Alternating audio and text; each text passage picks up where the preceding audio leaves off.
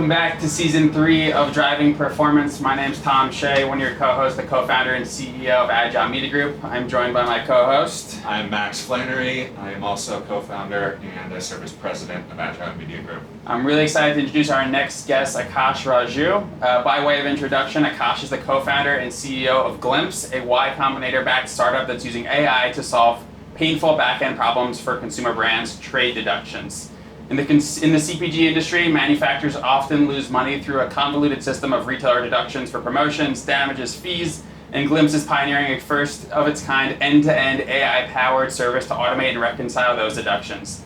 Akash launched Glimpse while still in his early 20s and has quickly raised over $17 million from top investors to tackle this unsexy but huge problem. Akash, welcome to season 3 of Driving Performance. Yeah, thank you for having me. Excited to be here. Yeah, awesome. All right, so I like to start with the same question for all of our guests. For the audio-only listeners, how would you describe what is happening right now? Yeah, this is a very interesting but cool concept. We're in a glass truck in the middle of New York, and I see a lot of eyeballs, natural eyeballs outside, but People taking pictures. Yeah. But in season 1, we had some 3-year-olds like come up to the glass and just put their nose on it, and their grubby hands all over it.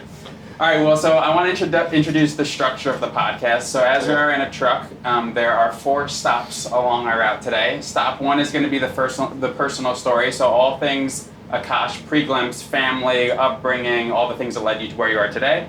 Stop 2 is going to be the professional story. We're going to do a deep dive on Glimpse, kind of the maturation arc and the rise to the juggernaut it's become today. Stop 3 is a game we call the Hot Box. It is a tongue-in-cheek version ripped off from the Hot Seat, so this or that stop question game. And then stop 4 will be our final stop, the outro. We'll send you along your way, and we'll go from there. You ready to go? Yeah, let's do it. All right, so Akash, you have a really awesome backstory. Some of your early intern projects were at Microsoft and Tesla. But why don't we even start further back from then? Where are you from? What's the upbringing life? Are there like any clear, obvious moments that kind of influenced you and set you on the path to entrepreneurship?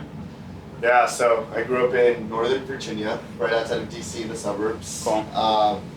I don't think I necessarily had entrepreneurial tendencies younger. I was always running or starting clubs in high school, so maybe that was a sign. Sure. And then I went to Purdue, so Big Ten Midwest school, and it's Shout very out. engineering, Big Ten. Very engineering heavy school. Right. I found myself naturally gravitating towards a lot of the entrepreneurship clubs. There was a little bit of an ecosystem, but not that much. Yeah. I guess my first foray was actually trying to build clubs and get people together Okay. tied to entrepreneurship. And yeah, I mean, I started the company in college, so I guess. Yeah, there's no corporate arc beforehand. Yeah. All right, but what about family? What do your parents do? Siblings? Anything that influenced? I'm curious, kind of who built Akash? Yeah, I know that's a really good point. So I guess my dad's just in IT.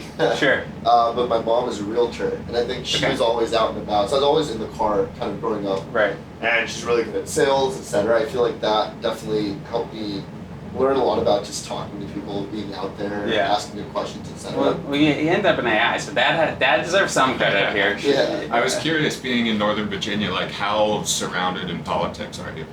Yeah, so not too surrounded. I feel like it's adjacent. All of our field trips were to DC. Yeah. Right.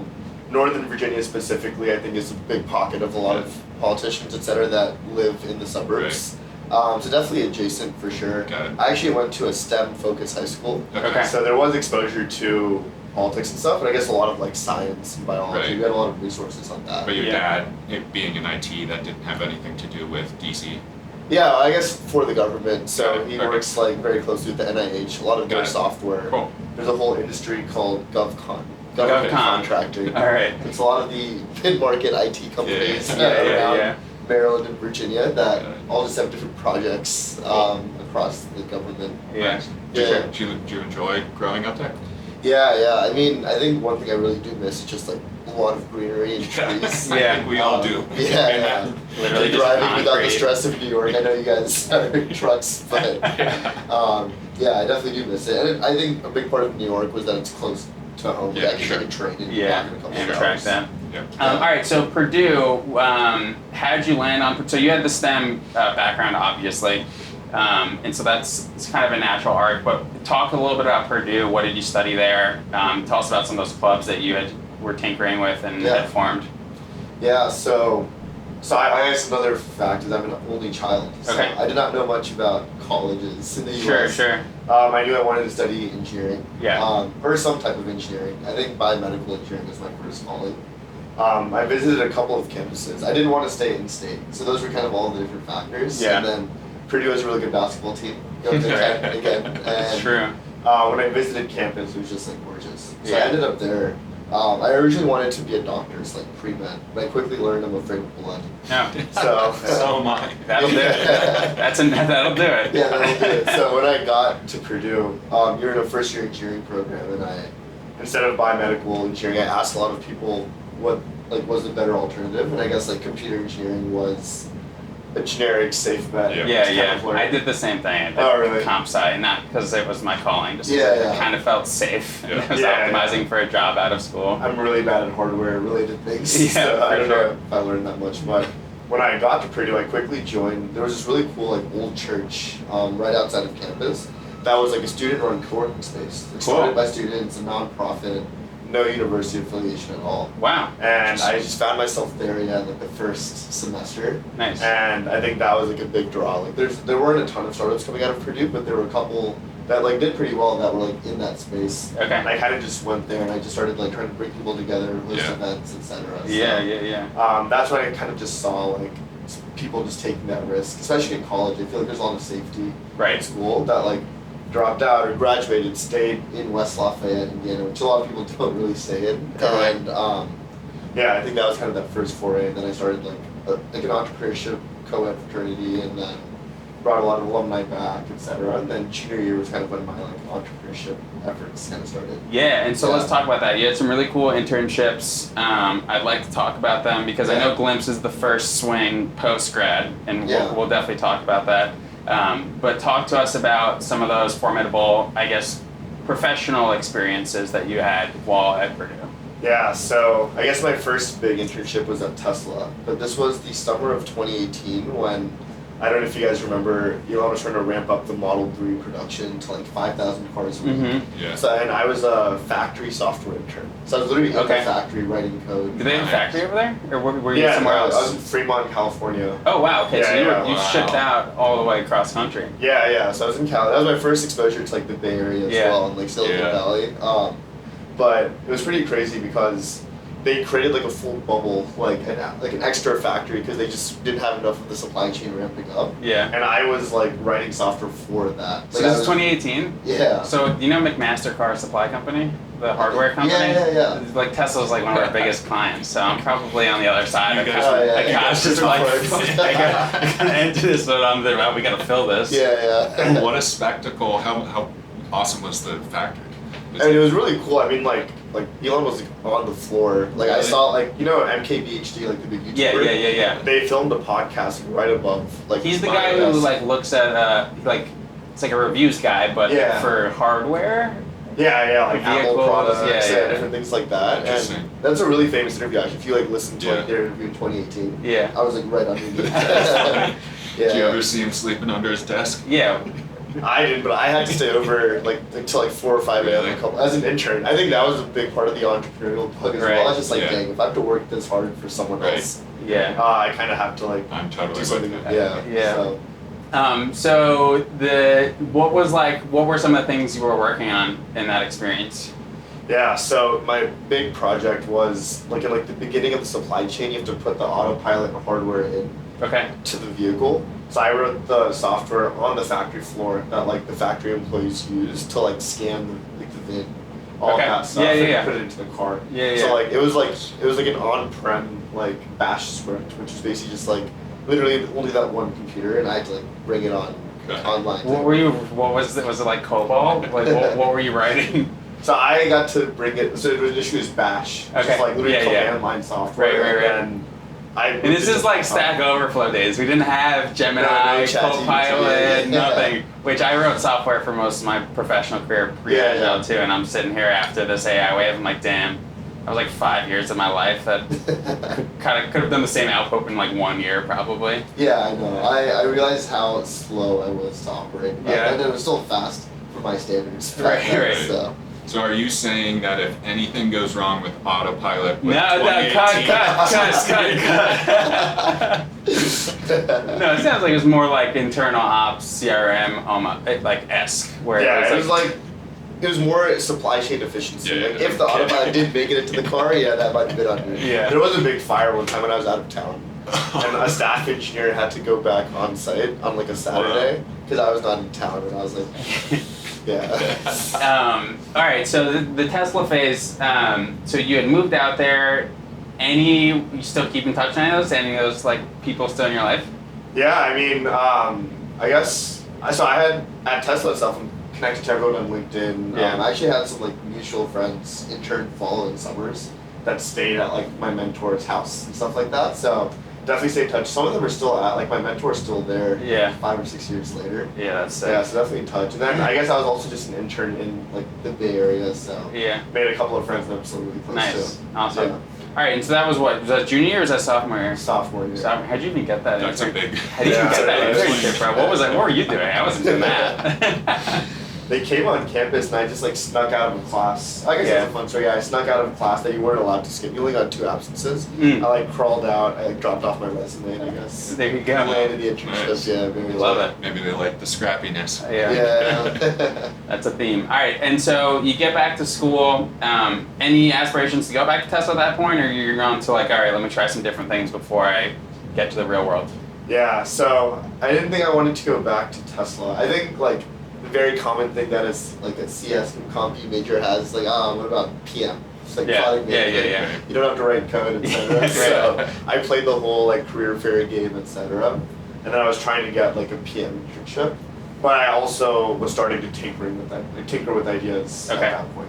Were there any? So next is it Microsoft is the next internship? Yeah. So that's junior year. Yeah. Okay, let's talk about Microsoft. Yeah. So tell us, how did that all come together? What were you doing for them? What are some of those projects? That was actually like a cool, like now in retrospect around the wave of AI, I probably could have done really well at Microsoft because I was we can't think like that. As entrepreneurs, I think everyone's had that at some point. Like, oh, that company's now like market cap is $40 billion. I was an intern on like the AI tools for VS Code, which is like one of the most popular coding editors. Yeah. And I think a lot of my team now. I used it at McMaster. Yeah. So I was doing like AI tools. Before so not many people know what that is. So how would you describe VS Code? So I guess if you ever learn to code, it should be really easy now in this day and age. VS Code was a very lightweight editor that you can just like open and start writing code in. Yeah. For context, like setting up like an IDE is the term for like a dev environment. It was like super painful. It was terrible. Yeah, like to even push a line of code to see anything online was super painful. VS Code made it like super easy. Yeah. And so it was really hot like a couple of years ago. Now there's a lot of these like new tools like Cursor, etc. But GitHub Copilot was one of the first like super AI forward tools.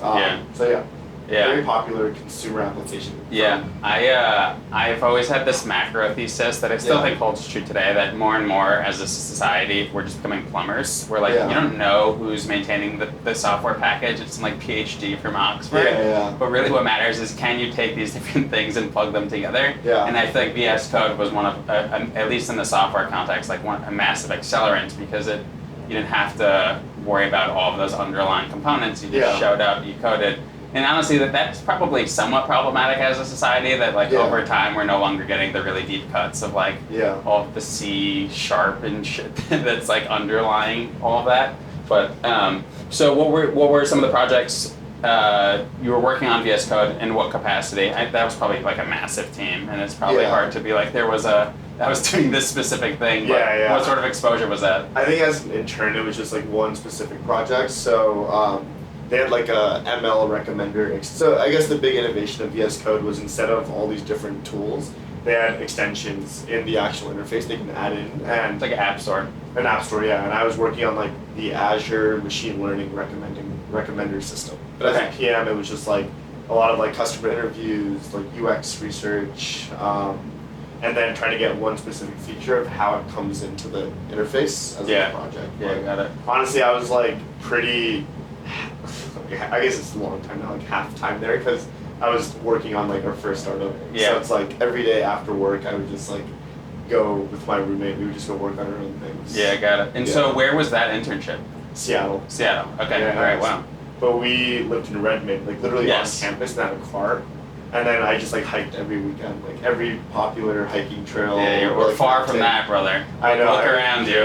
I know. I miss that a little bit sometimes. And I think the summer is the only time that I would want to be in Seattle. Yeah. It rains every other month. Yeah, true. That was definitely a big thing. Like the summer was so perfect there. Yeah. But I remember my manager told me like his favorite thing was like just rain and drinking a cup of black coffee. Yeah. And he like lives deep in the They mountains. got And I good was like, biscuits and okay. stuff there too. They got breweries. Sure. Yeah, I mean, that's there's nice. some places to camp out. Yeah, I worked in Portland for a while, and it was just 100% rainy season, and I was like, you guys have to enjoy this in order to Right. actually I know, live I know. here. I remember when McMaster, so my first job I was in Los Angeles, and then McMaster was flying me out to headquarters in Chicago for this project.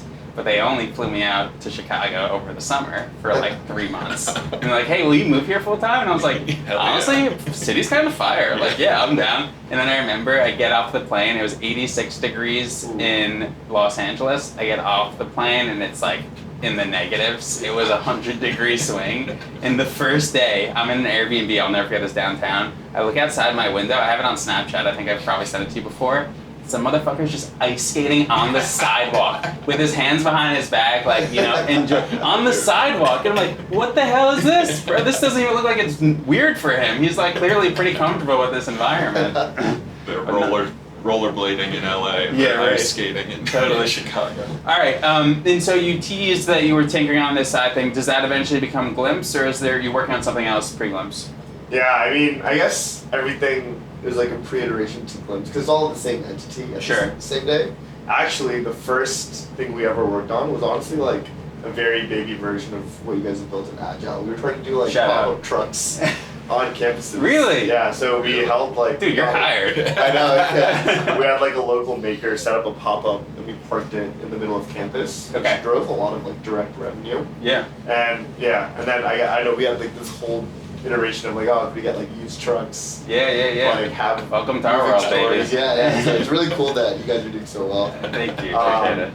But that was like junior year before this internship. Okay. And then I think the thing that became really real then is like we had just applied to like YC just as an idea. This is where pre-COVID everything was. All right, hold up. Stop two. We're at stop two. We're moving to the professional story. Okay. Get back into it. So yeah, let's talk about let's start with Y Combinator because I think that's probably the launching pad. You guys were obviously working on it beforehand, but that's probably what gives you the wind under your sails and the validation to feel like you got something here. So tell us about, well, you have co-founders, right? Yeah. So why don't we start there? How did you link up with the founding team? Yeah. And has anything changed? And then let's talk about the Y Combinator application and experience. Yeah. So I met my two co-founders at Purdue. Very grateful to them. I think a big reason. Shout out. Yeah, shout out to my co-founders. A big reason of why we're even here today after all of these pivots was just like the three of us were very locked in. Yeah. Since we were in college. Cracked. We call them cracked devs.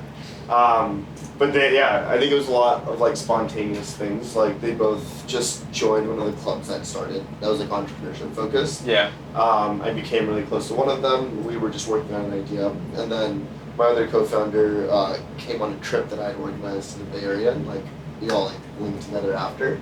And we just literally worked on every type of idea you could think of on campus, like breakfast delivery service. Kind of viral, like breakfast boxes delivered to your 7 a.m. class. This pop-up truck idea where we held one pop-up. That was the extent. Permanent or unpermitted? No, permanent. All right. Yeah. We were we were going to do it on permanent, and then like last minute, the Purdue Police Department came through. Yeah. Well, welcome to Maximize Life. A permanent Purdue's probably a little cheaper than a permanent in New York City. Yeah. Which is why we didn't even have a location for the shoot until 30 minutes ago, and we might get moved. So we'll find out. I can imagine. But yeah, I think like we had applied to Y Combinator. We actually didn't get in the first time we applied, but since it was in like a pre-COVID world, they flew us out, and that's when everything felt real. Like, we really? were this close to getting like money to do something that felt so intangible because we were still students. I think like the biggest thing about starting something in college is like there's no push for their risk tolerance because worst case you just go back to class. Yeah, we all have full-time jobs lined up and stuff. And so what was the business model for the first time that you applied to YCOM? Yeah, it was like I guess like the broader trend was experiential retail on college campuses. Are you kidding, bro? We applied to Y Combinator. We didn't get an interview. We didn't get a call back. We got nothing because Akash took our spot. Yeah, they're like, these guys are on like idea 7, Max and Tom are on idea 1. I mean, we should go with Akash. Was that 2018? It's 2019 summer. I think that was the same year. I think our big, like, the thing that they were into is that it was college campus focused because we were in college. They're like, we're too old. They're like, oh, you know how to get into campuses. But then, we ultimately didn't get in because I guess they thought that like the ultimate hack was that we could figure out like just underutilized retail or like student buildings and stuff like that, and more of like the software platform, not like the marketplace we wanted to build. Right. But we still went back to school that senior year, and we're still working on this. But then I guess the way that we evolved into our first business was we were thinking about like mechanisms to host pop-ups on college campuses, and we were like, oh, what are more scalable mechanisms? And the first business we ended up starting was like product placement in Airbnbs. Okay. So imagine like a luxury Airbnb. The bed sheets were sponsored by like a brand. The coffee sponsored by a brand. I mean, we're in CPG. You know how big sampling and all that stuff is. So there's definitely a market for that. That's a great idea. Yeah. And soft goods were like very relevant because the trial piece, like our big innovation, if you think about the consumer conversion cycle, was the trial piece of it. Of course. So that's the business that like got us to like go all in. Right. Because like Marriott or Hilton, like they'll sell you with the bed sheets that. And so it could be the same. And a lot of brands we work with, they're like trying to get in there just to be like, it's more touch points, it's more exposure, and I don't even know if they make any money on. Probably not. Right. They're probably gifting products just to try to get in front of high net worth individuals. Yeah. If you guys ever expand, let me know. We got full CRM. Sounds good. But so that's what you apply the second time to YCOM with? Yeah, and we started this February of 2020, a month before COVID. So well, we started an out-of-home company around the same time, so we get it. Kudos to you guys. Hey, we're all here in the box. We thought the business was dead right after because Airbnb literally like but I think the big unlock for us, and like we applied to I thought I built a pretty good network at that point. We applied to like every student-focused venture capital firm, like angels, etc. And there was a lot of interest in February, and then there wasn't. April shot out a lot of emails. And we're just like, COVID, we have to watch what happens, etc. So I actually didn't know what was going to happen. My co-founder was going to be a consultant in New York as his full-time job. His start date got pushed like a year and a half. Oh, brutal. And but then we applied to Y Combinator again. I think our big thing in the application that probably stood out was we saw that Airbnb bookings were coming back that summer, before it was even public or anything like that, because hosts were starting to reach out to us, saying hey, we're fully booked up for the summer. And I think asymmetrical information. Yeah, and I think the big reason for that was no one wanted to stay in hotels because it was all the same. So all these far out of the reach Airbnbs were popping back up. Yeah. And we interviewed with our partner Gustav, who used to be the head of growth at Airbnb, and I think that felt like a strong fit, and I guess that's the origin. And then from then on, been a full-time founder. Yeah. All right. So let's talk about the YCOM experience. I think us included as aspiring at one point. What I think so many people have questions about what that experience is like. What the interview process is like. So tell us about your experience. Were you in the Bay Area for that duration, or was it all remote because of COVID? Yeah, COVID. We did it. We had the very typical, lived in my parents' basement. Hell yeah. Co-founders moved in for 3 months. Wow, that's cool. Yeah, it was cool pre and then reflecting on it, but in the moment it was definitely a tight space. It's a bummer. You wish you were in the Bay Area. My youth just got hijacked. I mean everything, senior grad trip, everything, none of that stuff happened. It's a hell of a story though. Thank you. I mean application wise, I think the big probably misinformation on YC is that it is almost like an application that you can optimize or get in, but their alpha isn't picking like 100 or 200 potential winners and not like 100 or 200 good businesses. Right. And I think in that way, like, if I had to guess, like, they'll lean to like a crazy idea with no traction and 2 founders. Like clearly, like binary. It's binary. They're looking for a billion or zero, and not really interested in the $100 million in between. Exactly, and I think that's what makes it hard. Where a lot of people on like social media, etc., are like, oh, you can like figure out. Oh, it's like college applications that you can like have really good numbers, whatever you get in. And I think in that way, it's like you almost don't really know what's going to happen. Referrals definitely help a lot. Yeah. Like, I think there's a much higher hit rate if you have a referral. Yeah.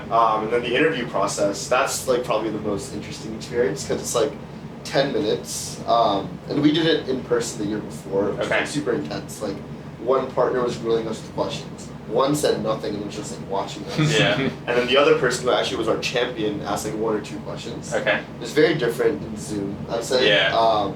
They're fully in person again. So if anyone applies now, like you'll be in the Bay Area, they have a new office, etc. But for us, we were in Zoom, so we couldn't even gauge like reactions or any body language. And probably on the flip end, they couldn't gauge anything for us as well because they just saw a screen. Yeah.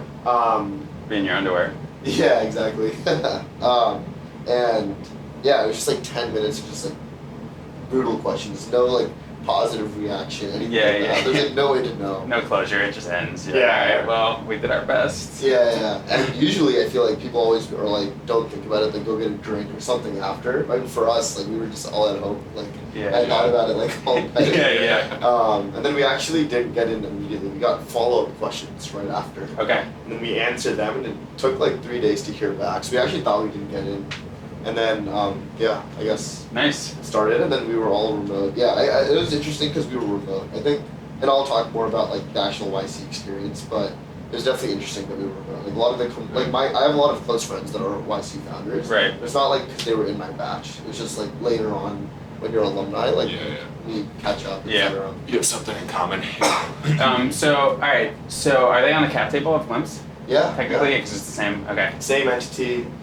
Reinvested in our most recent round, still talk to our partner. Awesome. Yeah. All right, so I think I want to move it over to Glimpse now. So cool. Let's talk about. Can we go through the YC process? Like, I want to know cadence. What? Yeah. Who were you talking to there? Yeah. Like, what did they provide, value-wise, things like that. Yeah. And when was the pivot? Yeah. So, process-wise, you have like group office hours with like 4 other companies every 2 weeks. And then you meet your partner every week. And I think like YC was definitely the hardest we've ever. It's like impossible to replicate because you just have someone that's just asking you about your metrics every 7 days. Yeah. And if you don't go up, you're just like, oh, why? And then there's a 3-month time limit of like it's like a binary. Like you're gonna be in demo day, and then you raise or you don't raise. Right. So there's a lot of pressure, and we were pivoting through the batch as well. Classic for us. Yeah. So it was like super intense, and especially being at home, and it was like hard because it's like we couldn't travel. Like we were like COVID, you couldn't travel on site, etc. So literally just week over week growth is what was being measured. Got it. And I think YC's biggest value, if you've been a founder before, like, and for us, we just learned a lot about the process, but fundraising was like the biggest thing. Right. They just have a pressure cooker of demo day at the end of it, where there's like 1,000 investors, and it's just like I had 80 meetings in like under 2 weeks. Wow. And it makes it Also really on nice. Zoom. Huh? Also all on Zoom. All on Zoom? Yeah. I've never met a lot of my cap people before. And the batch before it is actually pretty infamous because COVID happened right in between, so it was really hard for companies to raise. But I think we had the first uptick of like people who were deploying capital again. Okay. So that ended up being a smooth process. That's probably like the biggest value from YC, other than just like reharping, like make something people want, ask questions, etc. We actually ran that business for 2.5 years. We got to $1 million in ARR. Then we ultimately like hard pivoted at the end of 22, early 23. Okay. So it's like, it was like really, that was probably like the hardest Yeah. period for us because we had to like let go of a lot of folks, go back to the 3 founders. We had something that was working that was good, Right. but we didn't think it was going to become a massive company. Right. We had some like elements of product market fit. Now being on the other side of it, I don't think it was like real product market fit, but it was really hard. But we just kind of knew that we're not going to hit that next stage. Yeah. So what were the terms that YC gave you? Is it like $150,000 for 7% or something? Yeah, like that's that? when we did it. I think now they have a slightly different model, which is like 150 or something like that, and then they give you more money at the terms of your first in check. called a MFN. Okay. But for us, 150, and then I think the value there is like it's a lot of equity, but then the markup that you raise at in the demo day pretty much balances out the same as like a traditional 3C round. So looking back, like obviously YC is like a hell of a credential, but like, do you think that there has been value, and it sounds like there has been. What I'm hearing is that it made it easier. That credential made it easier to raise from other VCs. And then also put you into, a fraternity of other alumni that you've stayed close with. Have there been any other values that you look back on? And I think the number one thing now, honestly, like now that we've crossed that initial capital threshold, is like they have a job board called Work at a Startup. Oh, nice. And because for talent that's not as exposed, like I think where the YC credential helps the most is the talent, essentially, because that's what they associate to, especially if they're like someone not from the industry that is like coming in, and like what we do now, which we'll talk about, very cool, very sharp pain point. No one knows what it is. So I think YC as a job board, like almost more than half of our team has come from like inbound to our job board. That's cool. And they're just because they're like their first exposure. If you ask someone that wants to break into startups, it's like you give any advice, it's like, oh, look at like AngelList, look at like YC's job board. I think that has been like today, if I had to reflect on like a dollar value KPI, has been the number one thing after capital. Cool. All right, let's talk. I feel like we just went through YC. Yeah, so. I'm done. I don't need it. I don't need it. You're way off. All right, so Glimpse has almost nothing to do with those past experiences. It's in consumer, which it sounds like it's some exposure to, but not like an insane amount. So let's talk about the pivot to Glimpse, and then let's dive deep on Glimpse. Cool. Yeah. So beginning of 2023, we had officially hard pivoted and gone back to just the 3 founders. It was just us 3. No idea semblance, but I think what we had committed to was a process, which was we're going to stay with one of the 2 segments that we know well. So we had a lot of relationships with brands from working with them and Airbnb hosts. We quickly were like, we're going to focus on brands. Okay. And I think the first world that we spent almost a year on was a lot of brands used Glimpse because it was their first foray into like physical. Right. So going deeper and deeper into that, it was like retail exposure, etc. And we were helping them become omni-channel. So our first pivot actually was a subset of that, which was like the pain point of excess inventory. Okay. So we actually ran like first a consumer focus and then a B2B focus liquidation marketplace. Okay. For like 7 months, and then we were like making revenue. It was like there's viability that it could be a business. I know some liquidation companies that it's a real business. Really well, but I think what led to the pivot was we had this like crazy deal that we were working on, which was like a beauty company with excess inventory, and we were trying to get them into the Bed Bath & Beyond liquidation sale. Okay. And that required going to every single product and like decoding like the barcode, and there's like 50,000 units. So we actually went down to like somewhere not Miami, like an hour away.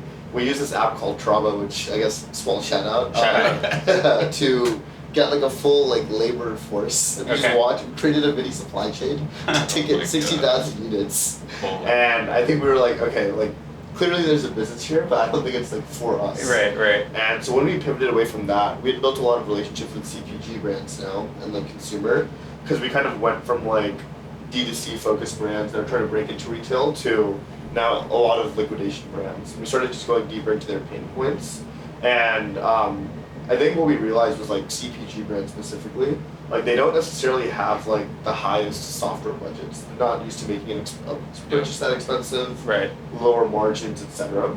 But and we like spent a lot of time in like CPG data, CPG merchandising, etc. And I think and deductions as well.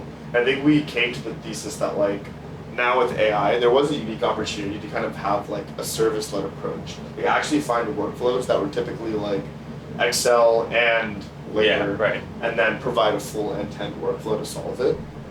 In that, kind of felt we were like in a way almost like first to market. There's a big blue ocean, and we tried a lot of different variations of this, and even tried to just like almost make a directory of like automations and sell that. I think what we learned was that there's no market pull there because you really need a sharp thing to like pull from. And we were talking to brands every day. We went to like trade shows, etc.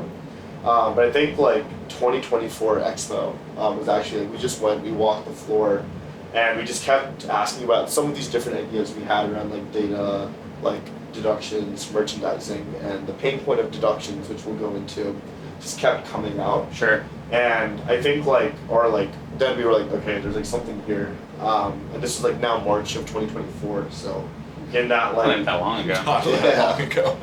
and then we like came back from Expo and we just had a couple of clients that were just like, go get me some money back. Yeah. And that's like what became Glimpse now, which like our one-liner today is that we are automating the deductions management process for CPG brands that sell in retail. So if you sell through like KeHE, Unify, Target, Amazon, Walmart, we will come in, we'll give you a full platform and we'll get you money back.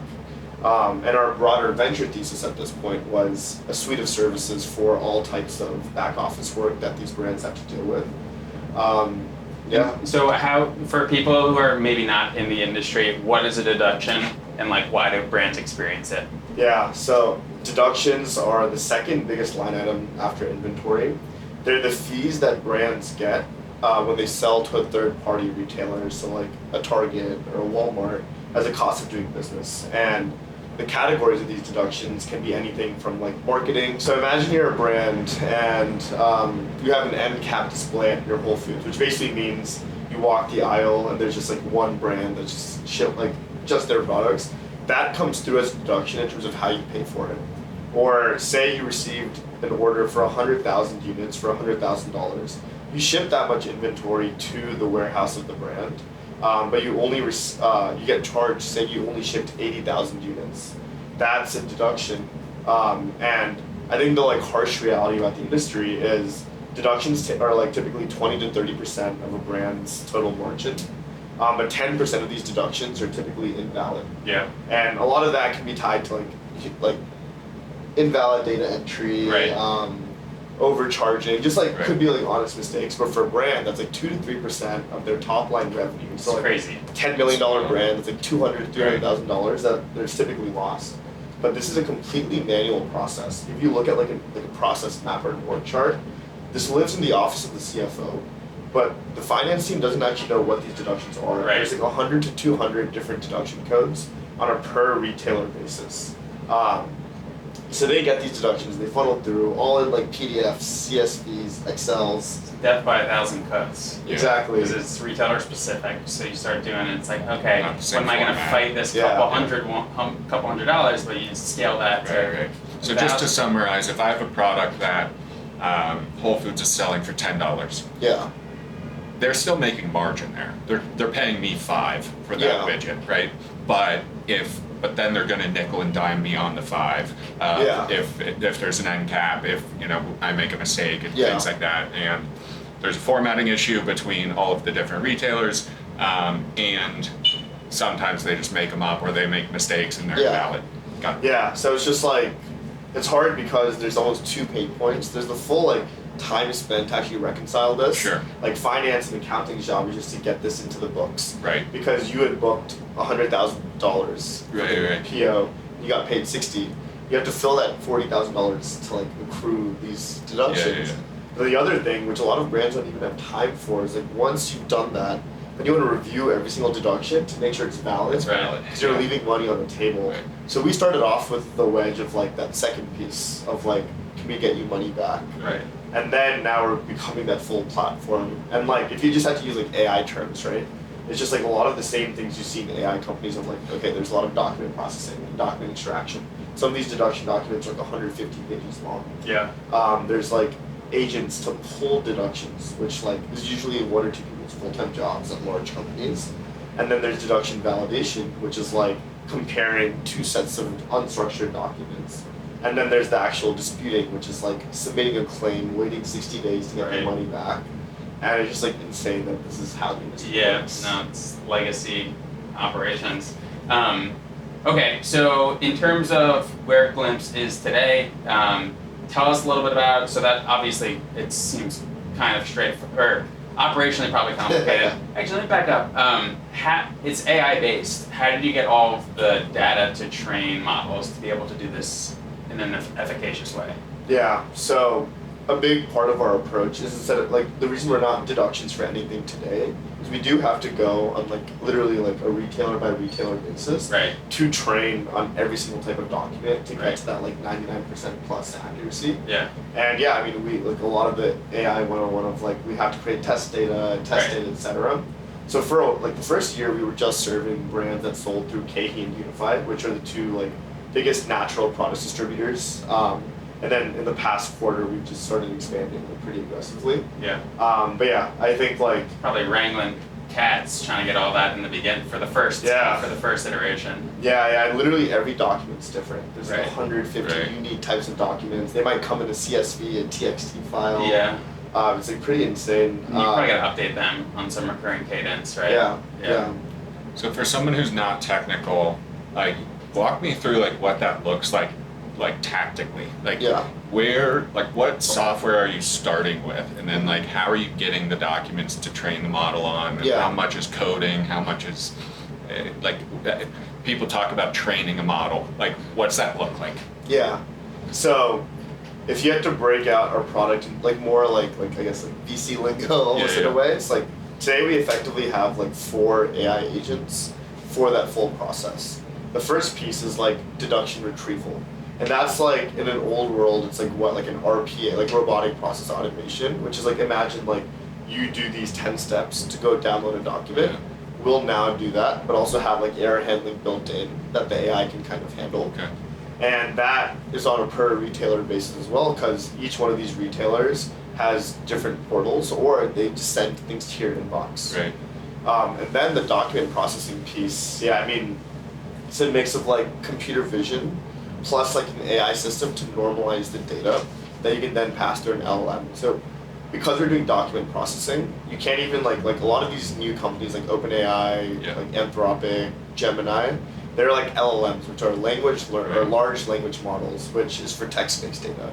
To still get that text in the first place, you have to like do like old school AI and ML, which is like computer vision, OCR, etc. Exactly. And we have like this cracked, like third engineer, like ML engineering, that shout out, and we've built a really strong engineering team that's like all like designing, wanting to work at an AI company. Yeah. And it really is just like you have to create test data, like manually extract these. Like we have a offshore team as well. Okay. It's like we're getting these documents, getting things, and you have to keep just comparing. Right. And then when you have that, you get more test data, etc. Until like the OCR is now 99% accuracy. We're normalizing data and pushing it into our database with like all the exact elements. Right. And then you can do more of like the automation work. Got it. How many unit tests? So thousands. Okay. All right, so we got a $10 million fundraise, April 2025. I want to wrap up here. What's next for Glimpse? Yeah, I mean, there's a couple of things. So one, we're expanding our deductions product to as many retailers as we can, so more coverage. So yeah, this past quarter we launched Target, Amazon, Awesome. We just launched Walmart, Costco, pretty much going after all of the big box to serve 100% of coverage. And then the other big thing is like, our vision was that deductions was the wedge. What we're actually building is an AI native platform for all types of back office services. So we're expanding into like accounting workflows, like trade workflows, sales workflows, etc. We're building our team here fully in New York. We're fully in person. Team in Midtown. We're at like 20 folks now, so nice. Hiring for a lot of different things. But yeah, just trying to keep growing as fast as we can. Congratulations, man. It's been fun to have a front row seat to it all, for real. Thank you. Yeah, we use Adgile, shout out, for a big marketing effort for us at trade shows. You'll always see a blue truck driving around. It's all thanks to the Adgile team. We appreciate it, Akash. All right, stop 3. It's the hot box. Well, you ready to rock? Let's do it. All right, give up email or give up Slack? Email. Cold plunge or hot tub? Cold plunge. Sweet snacks or salty snacks? Sweet.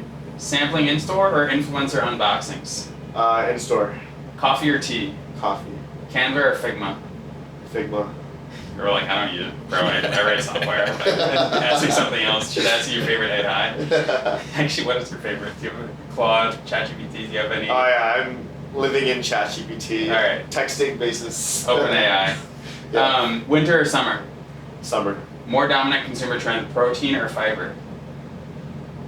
I think, Fiber is what it's gonna be, but right now I'm a protein maxer as maxing? well. Yep. Telepathy or teleportation? Telepathy. Neat or messy? Messy. DTC or D2C? D2C. No. D2C. Yes. People don't know. They just have it locked. Betting $50 on red or black? Black. In-house or outsourced? In-house. Board games or video games? Board games. Spotify podcast or Substack deep dives?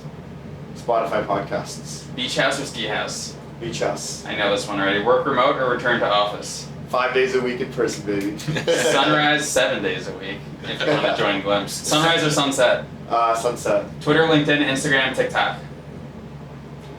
I consume Twitter, but all the I OGs chill are. on LinkedIn. Yeah, that's where this will be posted. All right, pineapple pizza or candy corn? Neither. Yeah, you gotta pick. That's the game. Candy corn. Live music or DJ? DJ. Advertisement or advertisement? Advertisement. That's been the best reaction we've got. Call, text, or audio notes? Text. Give up bread for life or cheese for life? Oof, cheese. Air guitar or air drums? Drums. Start early or leave late?